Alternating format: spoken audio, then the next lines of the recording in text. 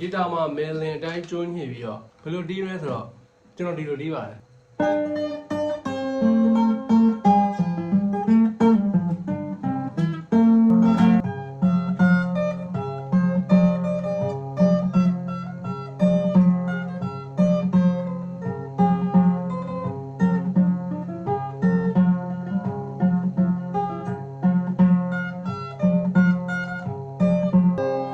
ဒါဆိုရင်ကျွန်တော်တို့က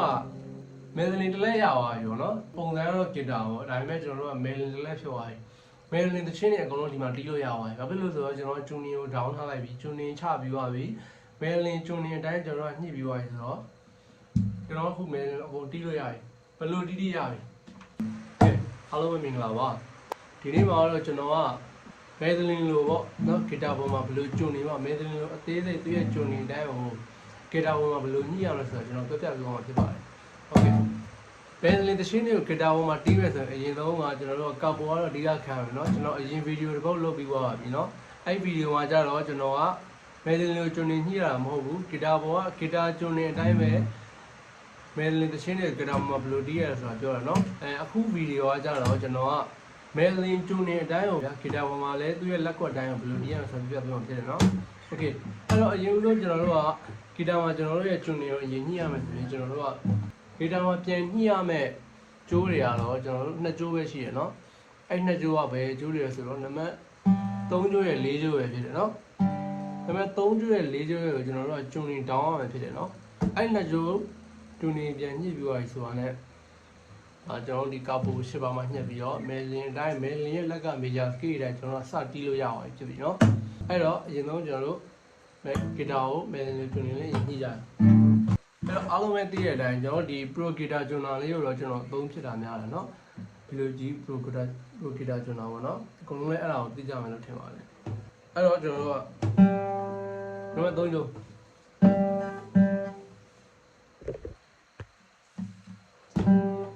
3ကျိုးကျွန်တော်တို့က3ကျိုးကပုံစံ G ပါကျွန်တော်တို့က G ကို E လေးကိုပြောပြန်ချတာเนาะ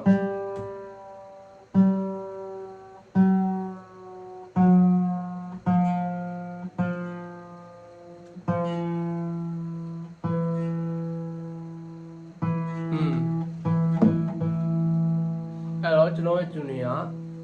E3 ထိရောက်သွားပြီเนาะဒီမှာ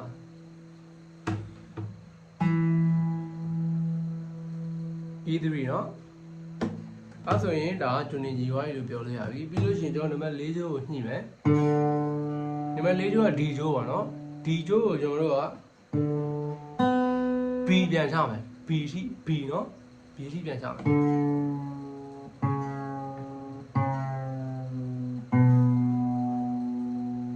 B2 ထိချမယ်เนาะ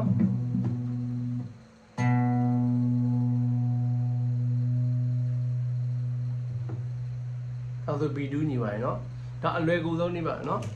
အခုနီလန်းကတော့ကျွန်တော်အလွယ်ကူဆုံးနီလန်းပေါ့เนาะဂီတာတီးတဲ့သမားတွေအခြေခံတီးတဲ့သမားတွေလည်းလိုက်တီးလို့ရတယ်ပေါ့เนาะအခြေခံနားလည်ပြီးတော့ rhythm ကောင်းပိုင်နိုင်သွားပြီဆိုရင်ညီကိုတွေလည်းအလွယ်တကူလိုက်တီးလို့ရတယ်เนาะဂျွန်နီလေးချရုံပဲကဲကျွန်တော်အခုဂျွန်နီချပါပြီ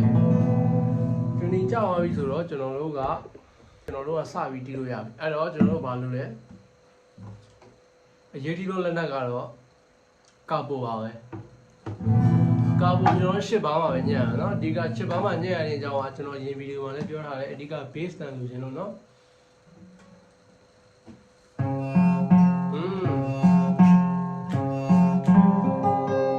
ဒါဆိုရင်ကျွန်တော်တို့ကမယ်လင်တစ်လက်ရသွားပြီပေါ့เนาะဒါဆိုရင်ကျွန်တော်တို့ကမယ်လင်တစ်လက်ဖြစ်သွားပြီဒါပုံစံကတော့ဂီတာပေါ့ဒါပေမဲ့ကျွန်တော်တို့ကမယ်လင်တစ်လက်ဖြစ်သွားပြီမယ်လင်တစ်ချင်းနဲ့အကုန်လုံးဒီမှာတီးလို့ရသွားပြီဘာဖြစ်လို့ဆိုတော့ကျွန်တော်ဂျူနီကိုဒေါင်းထားလိုက်ပြီဂျူနီချပြီးသွားပြီမယ်လင်ဂျူနီအတိုင်းကျွန်တော်ကညှိပြီးသွားပြီဆိုတော့ကျွန်တော်အခုမယ်လင်အကုန်တီးလို့ရပြီဘယ်လိုတီးရပြီအဲ့တော့စမ်းတီးကြည့်အောင်